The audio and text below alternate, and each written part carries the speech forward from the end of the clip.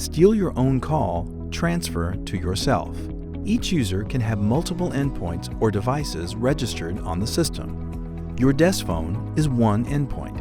If you have a soft phone running on your mobile device, that would be another endpoint. If you have answered a call on one endpoint, you can easily move it to any of your other registered endpoints. If you have a call on another endpoint and you want to bring that call to your desk phone, take your phone off hook as if you were about to place an outbound call.